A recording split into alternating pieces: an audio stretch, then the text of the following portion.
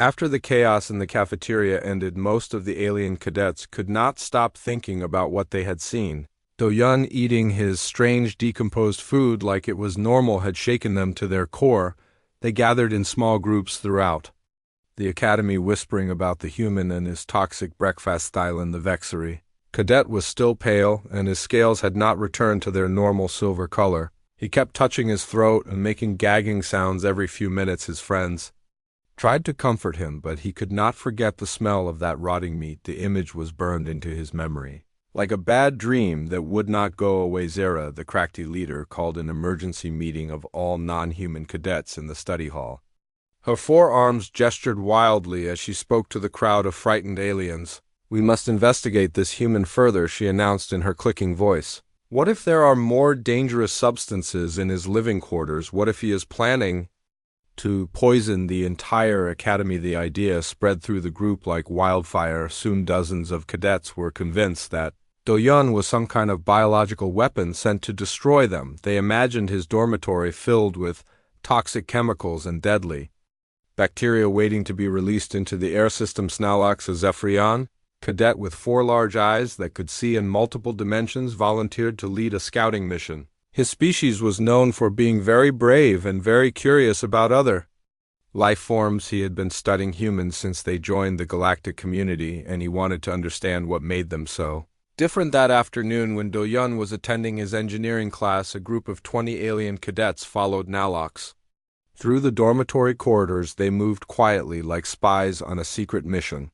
Their hearts were beating fast, and their various breathing organs were working overtime from nervousness. The human dormitory section looked exactly like all the other living quarters from the outside. Same metal walls, same electronic door locks, same air filtration systems. But when Nalox used his security override code to open Do-yun's door, they discovered something that defied all logic and reason. The room was clean, but not in the sterile way that alien quarters were maintained. There were no UV sterilizers humming in the corners, no atmospheric purifiers cleaning every molecule of air, no electromagnetic fields destroying harmful bacteria. Instead, there were strange organic decorations and what looked like primitive furniture made from dead trees. But the real shock came when they saw the corner of the room where Do-yun kept his food storage system. It was unlike anything in their advanced civilizations. Instead of a standard molecular preservation unit, there was a small primitive box that seemed to encourage bacterial growth rather than prevent it. Nalox approached the device carefully, his 4 eyes scanning for any obvious traps or warning signs. The other cadets hung back near the door, ready to run if something dangerous happened. When he opened the food storage unit, the smell that escaped made half the group immediately flee into the hallway. Inside were compartments containing what could only be described as controlled decay. There were round wheels of white substance covered in fuzzy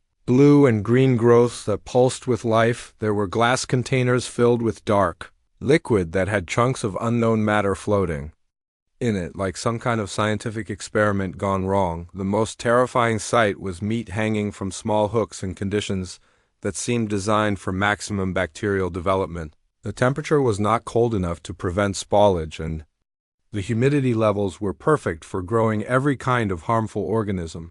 The alien cadets could not understand how any living being could create such conditions on purpose. "This cannot be real," whispered Safia, an Aquanis cadet whose pale blue skin had turned almost white with fear. Her species kept all food in quantum stasis fields that prevented any molecular change for thousands of years.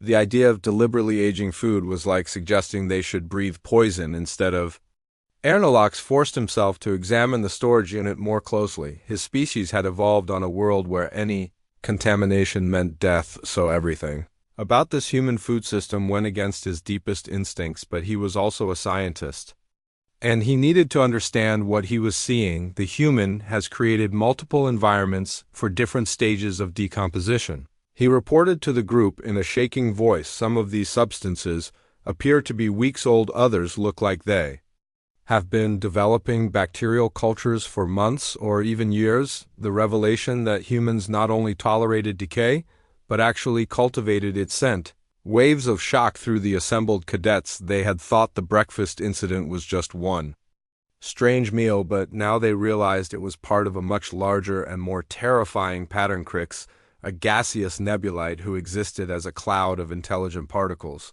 Started changing colors rapidly from blue to yellow to red, which meant he was experiencing extreme emotional distress. His voice came out as a series of musical tones that translated to panic and confusion. Wait, there is more. Nalox announced as he continued his investigation. He had found a datapad next to the food storage unit and was reading through what appeared to be human food preparation instructions. The others tell me that back on Earth, humans store food in underground chambers called root cellars. They bury containers in dirt and leave them for years before consuming the contents. The idea hit the alien cadets like a physical blow. Underground storage meant contact with soil, bacteria, fungus, and countless other contaminants that their species spent enormous resources avoiding their homeworlds had eliminated.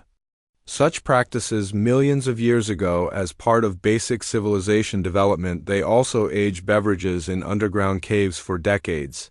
Nalox continued reading. His voice was getting higher with each new revelation. Some humans consider food better the longer it has been contaminated. These caves are specifically designed to encourage interaction with naturally occurring organisms. Several more cadets fled the room, unable to handle these revelations. The remaining ones stood frozen, trying to process information that challenged everything they knew about food safety and survival. Their advanced civilizations had spent millennia perfecting sterile food production, while humans seemed to embrace contamination as if it were beneficial. The most shocking discovery came when Nalox found images on the datapad showing massive underground storage facilities on Earth. Thousands of humans worked in these contaminated environments, handling aged products with their bare hands, not only surviving, but appearing healthy and happy. Thailand, who had been quiet since the morning, finally spoke up in a voice barely above a whisper. If humans can survive eating deliberate contamination, what else can they tolerate? What if their entire species has adapted to thrive in conditions that would kill the rest of us? The question hung in the air like a dark cloud as the alien cadets began to understand. They might be dealing with something far beyond their comprehension. They had assumed humans were a primitive species that had somehow stumbled into space travel, but what if they were actually the ultimate survivors, beings who had conquered their planet by making friends with the very forces that other species feared most? As they quietly left Do Yun's room and returned to their own sterile quarters, the alien cadets could not shake the feeling that they had just glimpsed something that would change their understanding of life itself. The human was not just eating spoiled food, he was demonstrating mastery over decay itself. That night, as they tried to sleep in their perfectly clean and sanitized dormitories, the alien cadets wondered what other secrets the humans were hiding. What other impossible survival skills had they developed while the rest of the galaxy was building sterile civilizations? And most importantly, were they safe sharing a space station with beings who treated biological warfare as a cooking method? Nighttime at the Galactic Academy was usually very peaceful. The dormitory levels became quiet except for the gentle humming of life support systems and the soft glowing of emergency lights in the corridors. Most cadets followed strict sleep schedules because proper rest was essential for their species' health and mental performance. But this night was different. After discovering Doyun's food storage system, the alien cadets could not relax. Their minds kept racing with terrible thoughts about contamination and bacterial warfare. Several of them had contacted their homeworlds asking for advice about how to handle a potentially dangerous situation. In Dormitory Section C, where most of the non-human cadets lived, the atmosphere was tense and fearful. Thielen had installed 3 additional air filtering units in his room and was wearing a breathing mask. Even though the academy air was perfectly safe, his silver scales kept changing colors from worry, and he jumped at every small Sanjira. The Krakti leader was flying nervous circles around her room, unable to settle on any surface. Her forearms kept twitching and her wings made anxious buzzing sounds. She had studied every database entry about human biology but found no explanation for how they could survive eating toxic substances. Down the hall, Safi, the Aquinas cadet, had sealed herself inside her moisture chamber and cranked the purification systems to maximum power. The blue-tinted water that kept her skin healthy was being filtered and refiltered every few minutes. She could not stop imagining deadly bacteria floating through the air, vents in the gaseous dormitories. Crix had compressed himself into the smallest possible form and activated every containment field. He could find his particle cloud was flashing different colors as his emotional state shifted between fear, anger, and confusion. He kept thinking about those underground caves where humans aged their food in dirt 3 floors down in the human section. Do-yeon was getting ready for bed just like any normal night. He had finished his homework, completed his equipment maintenance, and checked his messages from home. The aged salami and cheese from lunch had been delicious, and his stomach felt comfortable and satisfied. He brushed his teeth with a simple, mechanical brush, not the sonic sterilization systems that other species used. Then he put on soft sleeping clothes made from natural fibers instead of the antimicrobial synthetic materials preferred by most Academy cadets. His room was kept at a comfortable temperature with normal humidity levels. As Do-yeon climbed into his bed, the alien cadets were monitoring his vital signs through the Academy sensors. They had convinced themselves that someone needed to watch for signs of poisoning or biological breakdown. They expected to see elevated heart rate, increased brain activity, or other symptoms of systemic contamination instead. They saw something that made no sense at all. Do-yeon's biological readings were completely normal. His heart beat steadily at a healthy rate. His brain activity showed the regular patterns of someone falling asleep peacefully. His digestive system was processing food without any sign of distress or toxin response. This is impossible, whispered Nalox as he stared at the medical readouts in the monitoring room. His 4 eyes were focused on different screens showing every aspect of the human's condition. According to our science, he should be experiencing organ failure. By now, the other cadets crowded around the displays trying to understand what they were seeing. The human had consumed what appeared to be biological weapons for breakfast and lunch, yet his body was functioning as if everything was perfectly normal. It defied every principle of biology they had been taught. Then they heard something even more disturbing coming through the audio sensors. Do-yeon was not just sleeping peacefully, he was actually snoring. The sound was deep and relaxed, like someone enjoying the most comfortable rest of their life. It was the sound of a being completely at peace with the world. Thailand started hyperventilating and his scales turned bright yellow. How can he be sleeping? The Vexery cadet gasped. He consumed enough bacterial toxins to kill a dozen cracktee. Why is his body not rejecting the contamination? Why is he not suffering? The questions multiplied as the night went on. Every few minutes, the alien cadets checked the sensors, expecting to see signs of the human's immune system fighting off the deadly substances he had eaten, but instead they saw only the steady rhythms of deep, healthy sleep around midnight. Sophie started developing a new theory. What if humans are not actually alive in the way we understand life? She suggested through the inter-room communication system. What if they are some kind of undead species that feeds on decay and corruption? The idea spread quickly through the dormitory sections. It would explain how Do-yeon could consume rotting matter and sleep peacefully afterward. If humans were already dead, then bacterial contamination would not affect them the same way it affected living beings. They might actually require decomposing organic matter to maintain their undead statecrics. Expanded his particle cloud in excitement, creating colorful patterns as he processed this new possibility. That would make them the perfect infiltrators. He communicated to the others. They could pretend to be a normal species while slowly spreading contamination throughout the galaxy. As the hours passed and Do-yeon continued sleeping soundly, the alien cadets became more convinced that they were dealing with something beyond their understanding. Some began composing emergency messages to their home governments warning about the dangerous species that had been admitted to the Academy. By 3 in the morning, several cadets had started packing their belongings. They wanted to request emergency transfers before the human could contaminate more areas of the station. Others were researching quarantine procedures and biological warfare protocols. Nalox remained at the monitoring station watching the humans' vital signs with scientific fascination. Every measurement indicated perfect health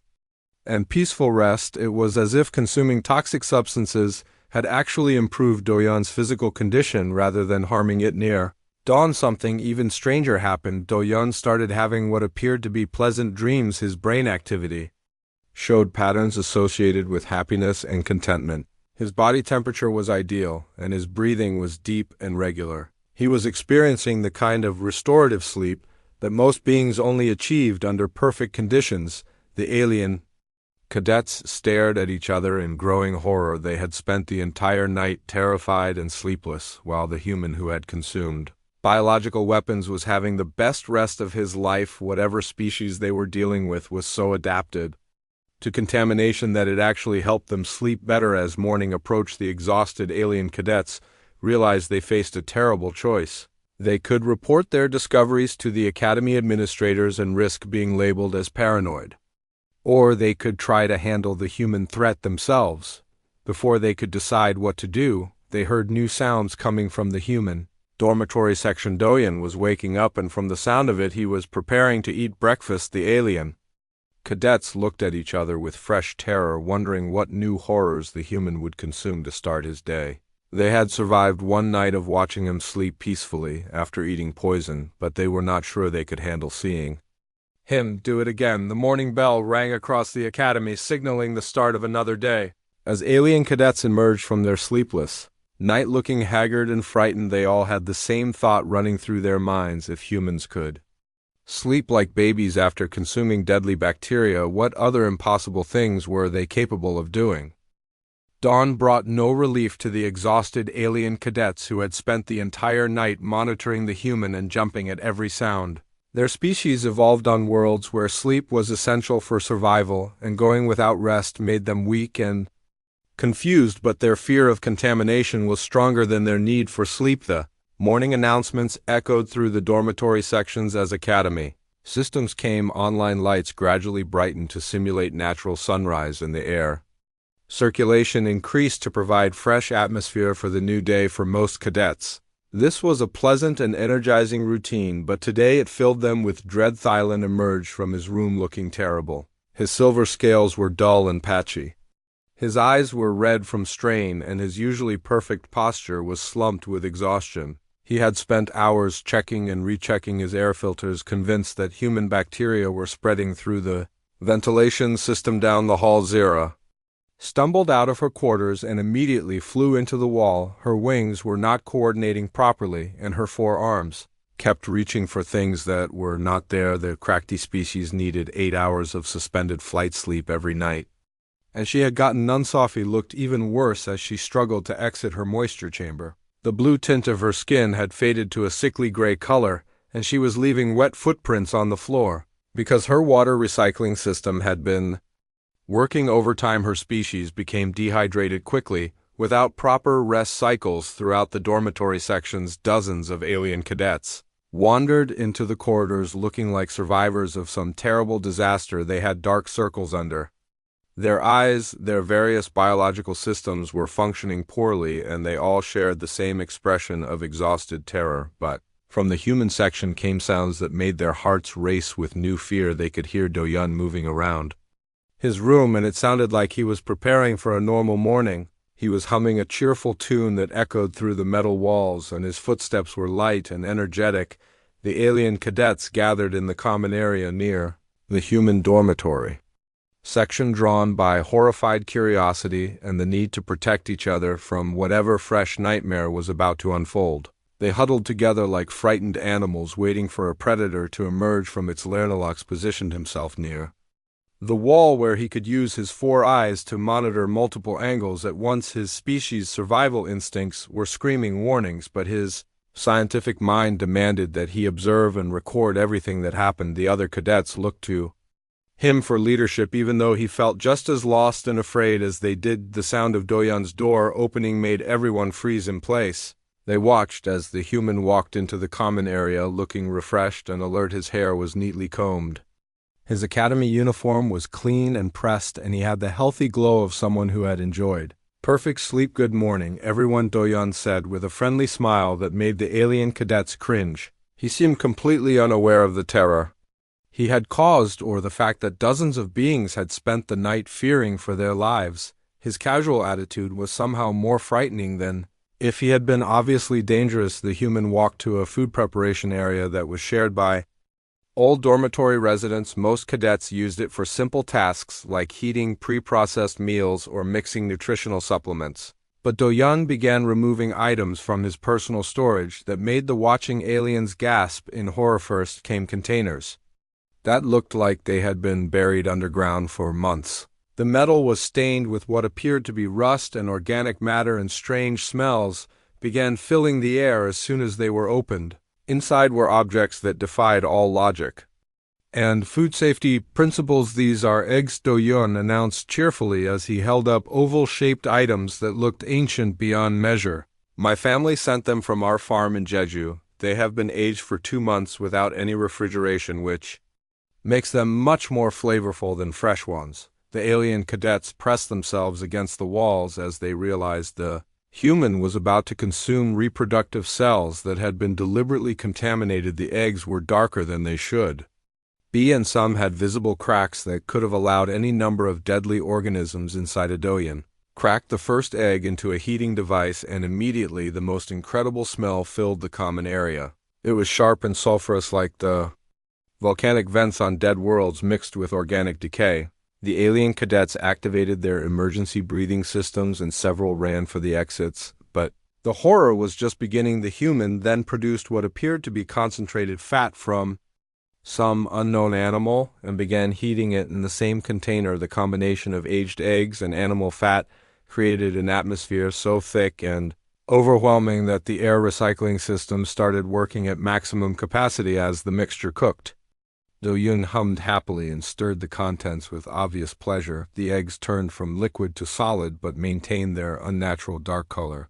The fat made bubbling and popping sounds that reminded the watching aliens of biological warfare demonstrations they had seen in their defense classes. Then came the final nightmare. Do-yeon retrieved what looked like plant matter that had been processed into flat rectangles, but these rectangles were covered with spots of blue and green growth that pulsed with life. The contamination was so advanced that some spots had fuzzy extensions reaching into the air. Just a little mold, the human said casually as he examined the infected plant matter. It actually adds extra flavor and nutrients.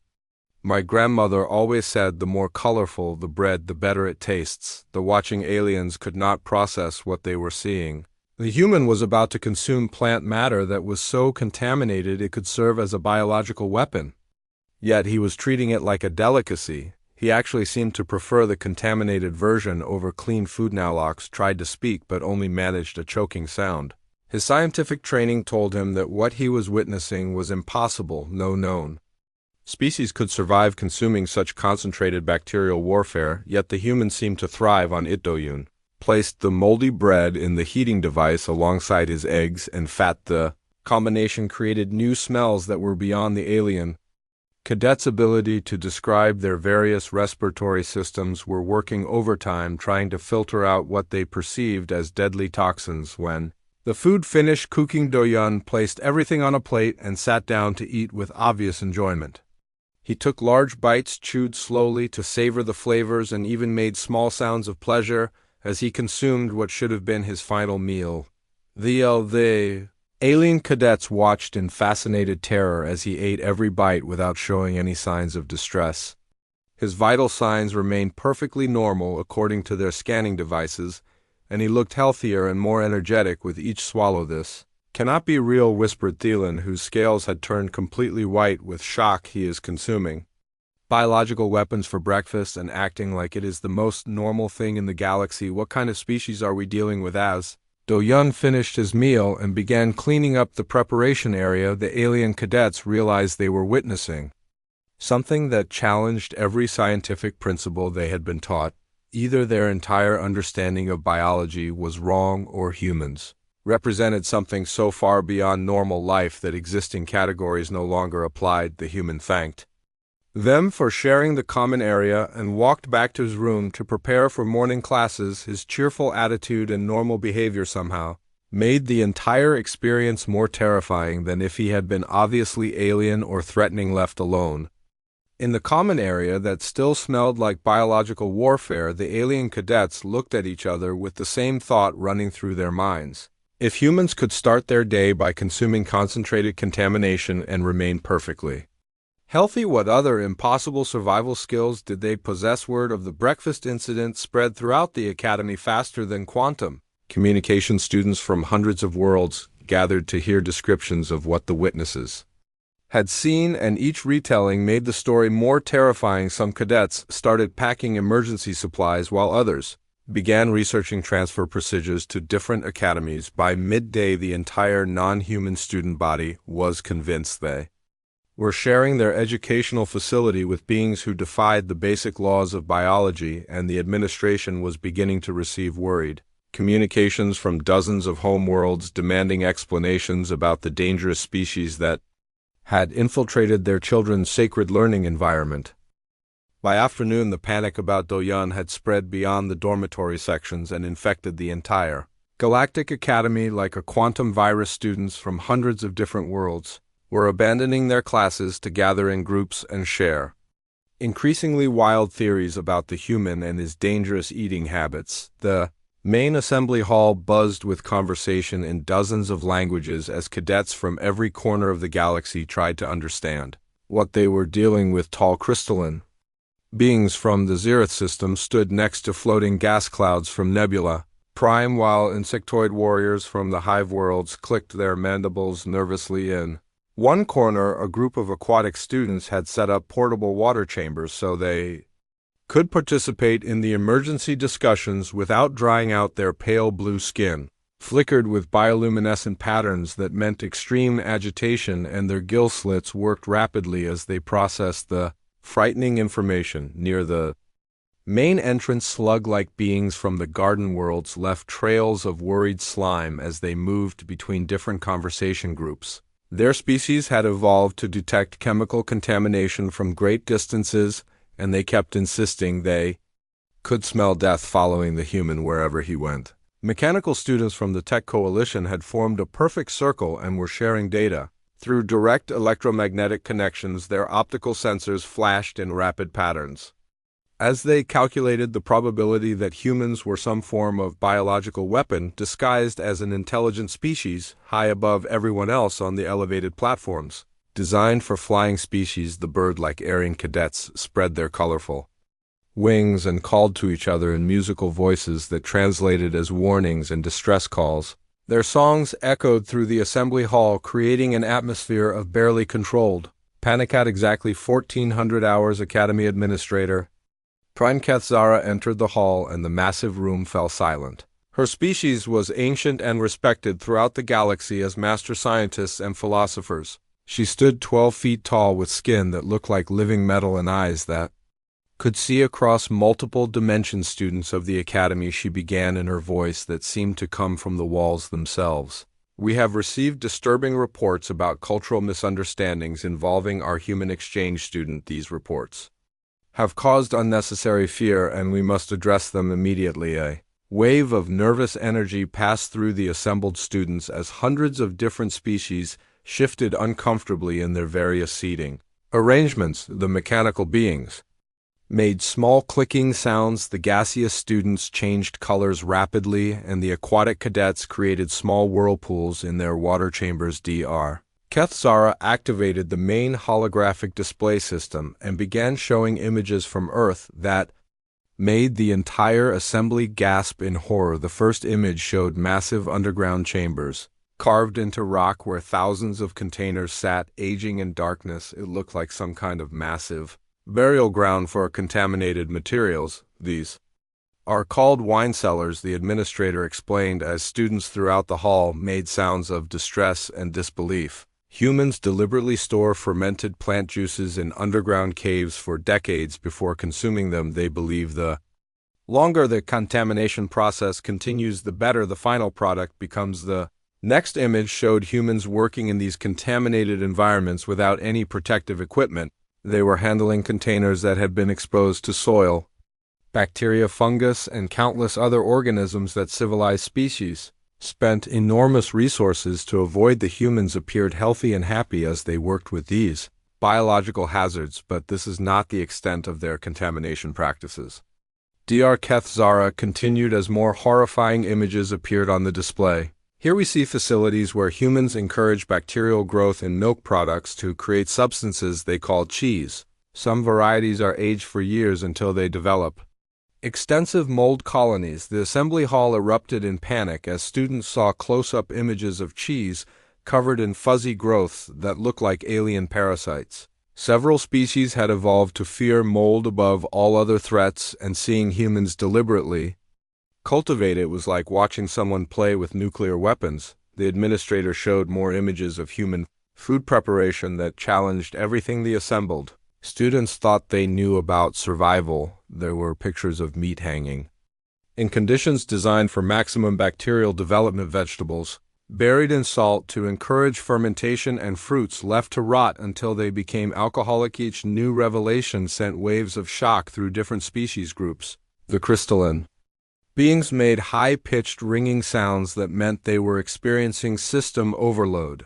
The insectoid warriors started flying in agitated circles, and several of the more delicate species actually fainted and had to be carried out by medical drones. Perhaps most disturbing of all, Dr. Zara announced, were the reports from Earth nutritionists about human digestive systems. According to their research, humans have evolved to work in partnership with trillions of bacteria that live inside their bodies. These microorganisms help them break down and extract nutrients from almost any organic matter. The idea that humans were walking colonies of bacteria struck the assembly like an energy weapon. Different species processed this information in different ways. Some saw it as proof that humans were biological weapons. Others thought it meant they were actually superorganisms made up of billions of tiny life forms. The mechanical students calculated that each human contained more bacterial cells than their own mechanical components. The gaseous beings realized that humans were essentially living clouds like themselves,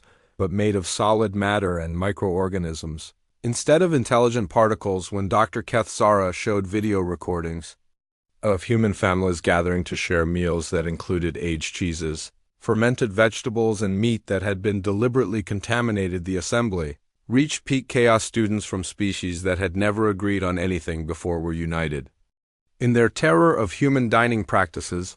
The final revelation came when the administrator displayed research from human space exploration programs showing how human colonists had survived on hostile worlds by using their food preservation techniques. They had established successful settlements on planets where other species required massive technological support just to avoid contamination, while our civilizations developed advanced sterilization technology and molecular food processing. Humans were learning to harness decay itself as a survival tool. Dr. Zara explained, this has given them advantages in environments where our technology fails. They can literally bury food in alien soil and dig it up later as nutrition. The assembled students began to understand that they were not dealing with a primitive species that had stumbled into space travel. They were looking at representatives of a civilization that had turned biological warfare into an art form and had survived by making friends with the very forces that other species spent their entire evolutionary history trying to avoid. Emergency communication devices started activating throughout the assembly hall as students received messages from their home governments demanding immediate reports about the human situation. Some worlds were already discussing quarantine procedures, while others wanted to study human contamination resistance for military applications. As the cultural exchange presentation ended and students began filing out of the assembly hall, the conversations had changed from panic about contamination to awe about survival abilities. The humans were no longer seen as dangerous primitives, but as ultimate survivors who had mastered the art of thriving in conditions that would kill anyone else. Dr. Zara watched the students leave with satisfaction in her multidimensional eyes. The panic was far from over, but now it was mixed with respect and scientific curiosity. The Academy had survived its first major cultural crisis, and the human exchange program would continue, but with much more careful monitoring and many more safety protocols. That evening, as alien cadets returned to their dormitories, they found emergency supplies waiting for them, along with upgraded air filtration systems and bacterial detection equipment. The Academy administration was taking no chances with human contamination procedures, even if they were beginning to understand that humans might be More ally than enemy, but the most important change was in how the students looked at Do-yun when they saw him in the corridors. He was no longer just the strange human who ate rotten food. He was a representative of a species so tough and adaptable that they had turned the galaxy's most feared biological processes into everyday cooking techniques. And that realization was both terrifying and impressive in equal measure. 3 days after Dr. Kethzara's presentation, the crisis at the Galactic Academy reached its breaking point. Despite the administrator's explanations, fear continued spreading through the student body like a plague. Many alien parents were demanding their children be removed from what they saw as a contaminated environment. The emergency council chamber filled with representatives from 12 major galactic civilizations, all demanding answers about human food safety protocols. The Vexery delegation arrived in full environmental suits while the Cracti representatives refused to land their ships anywhere near the Academy station. High Chancellor Moore Vex presided over the emergency session with obvious frustration etched into his ancient crystalline features. His species had maintained peace between thousands of worlds for millennia, but they had never faced a crisis based on food preparation techniques. The human exchange program must be suspended immediately, declared Ambassador Thizes of the Zephyrian Council. Her 4 eyes glowed with determination as she addressed the assembly. Our children are being exposed to biological warfare disguised as nutrition. We demand immediate quarantine procedures. Similar demands came from representatives of every major civilization. The Aquinas wanted all human students isolated in sterile environments. The Tech Coalition suggested studying humans as potentially dangerous weapons. The Nebula Collective proposed banning human food from all galactic facilities. But High Chancellor Moore Vex had been receiving other communications that painted a very different picture. Earth scientists, nutritionists, and survival experts had been sending detailed explanations of human food culture along with historical data about human exploration and colonization efforts. Perhaps, Chancellor Moore Vex announced to the assembled delegates, we should hear directly from human experts before making decisions that could affect interspecies relations for generations. The council chamber fell silent as delegates considered this proposal. Dr. Sarah Kim appeared on the main holographic display, speaking from the Human Nutrition Institute on Earth. She was a small woman with graying hair and kind eyes, but her voice carried the authority of someone who had spent decades studying human biology and survival. I understand your concerns about our food preservation techniques. She began calmly, but I believe there has been a fundamental misunderstanding about how human digestive systems work. We have not evolved to simply tolerate contamination. We have evolved to require it for optimal health. The alien delegates shifted nervously in their various seating arrangements as Dr. Kim continued her explanation. She showed detailed scans of human digestive systems, revealing complex ecosystems of beneficial bacteria that help break down food and extract nutrients. Humans carry approximately 100 trillion beneficial microorganisms in their bodies.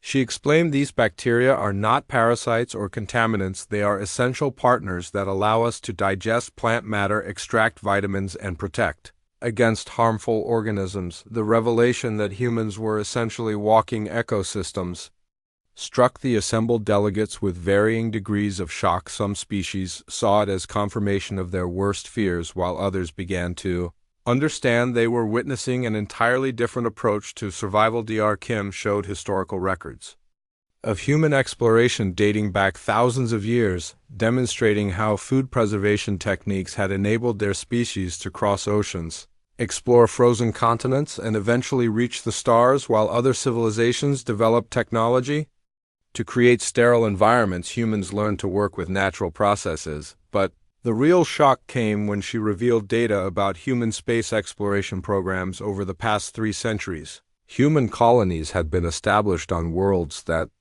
other species considered uninhabitable.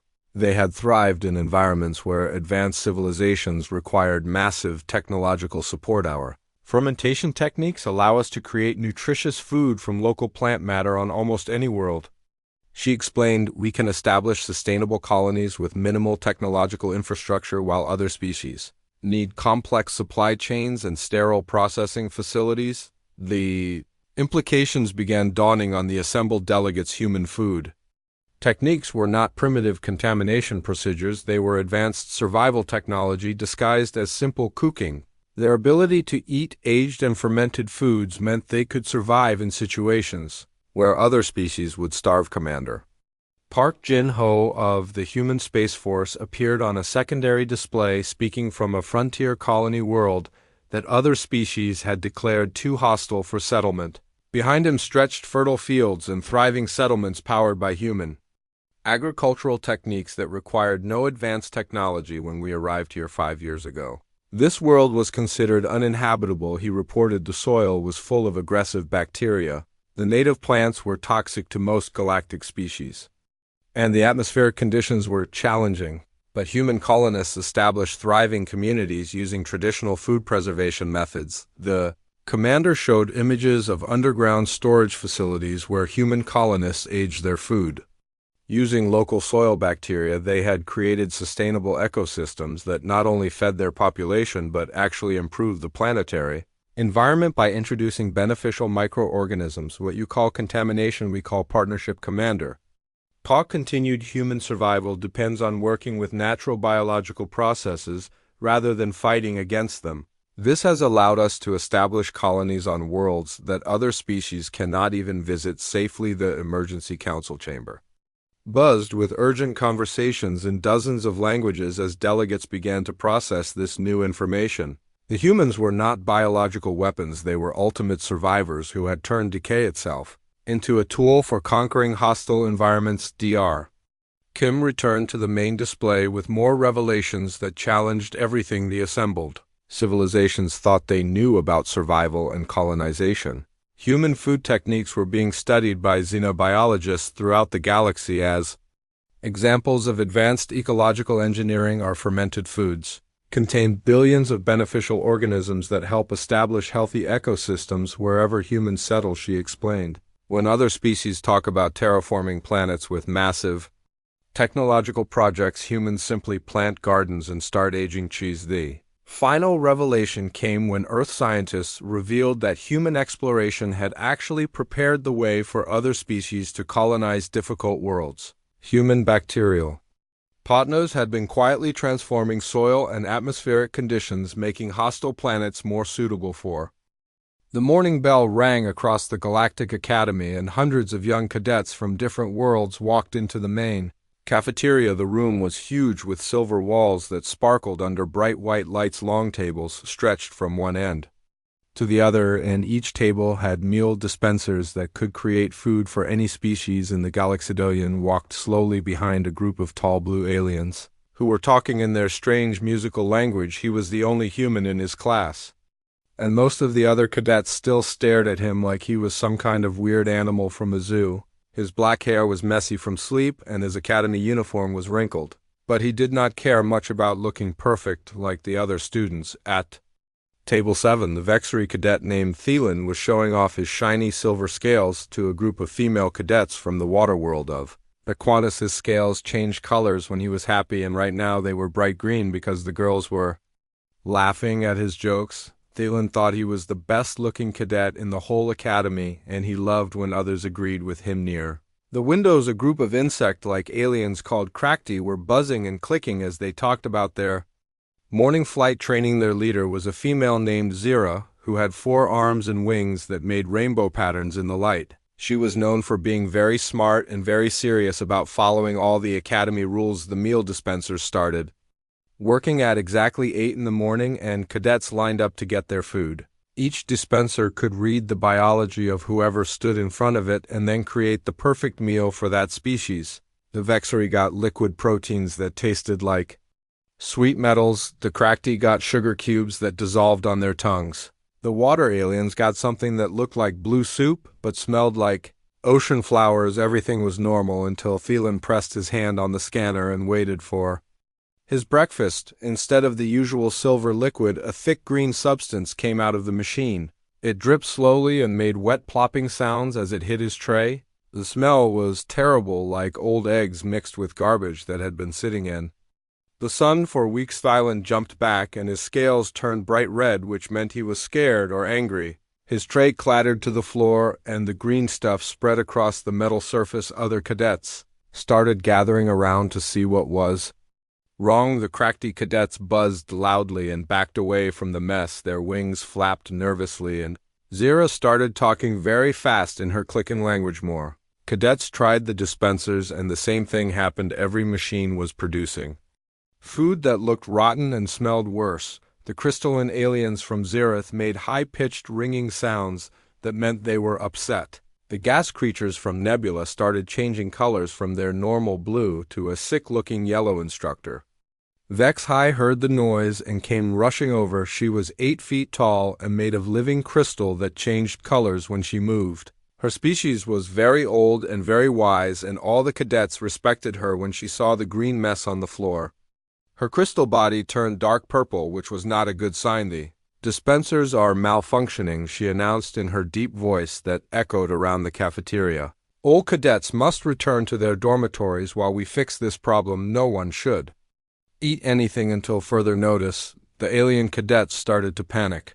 Some of them had not eaten since the day before, and their species needed food every few hours to stay healthy. The Aquanus cadets started making worried, bubbling sounds, and their skin turned pale blue. The Krakti were flying in small circles and bumping into each other, but Doyun just stood there looking calm and a little bit amused. While everyone else was getting upset, he walked over to his personal storage locker that was built into the wall near table 12. The other cadets watched him with curiosity as he entered his code and opened the metal door inside the locker. Was something that made no sense to the alien cadets. It looked like a primitive container made of some kind of organic material, not the advanced storage systems they were used to.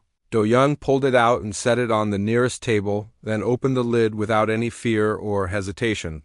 The smell that came out was incredible. It was strong and sharp and unlike anything the alien cadets had ever experienced. It was not the clean odor of properly processed food or the neutral scent of energy cubes. It was wild and complex and somehow alive inside.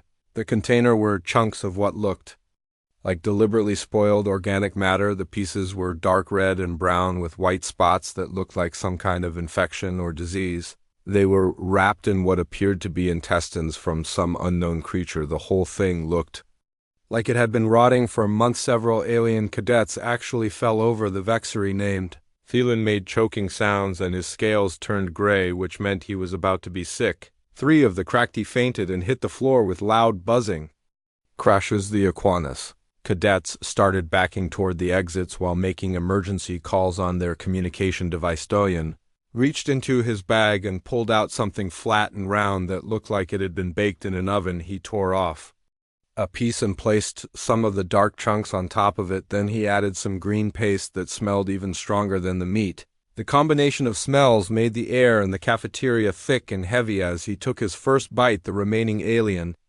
cadets pressed themselves against the walls and stared at him in complete horror and disbelief. Doyun chewed slowly and smiled like he was enjoying the most delicious meal in the universe. He took another bite and then another while the aliens watched in shocked silence. Instructor Vex High pushed through the crowd of frightened cadets. Her crystal body was now flashing between purple and red, which meant she was both confused and alarmed. She had seen many strange things in her 300 years of life, but nothing had prepared her for this moment. Cadet, she said in her commanding voice, what toxic substance are you consuming? You must stop immediately before it causes permanent damage to your biological systems. Doyen looked up at her with some food still in his mouth and swallowed before answering. It is not toxic, instructor. It is called aged salami. My grandmother made it for me before I left Earth. Humans have been preserving meat this way for thousands of years.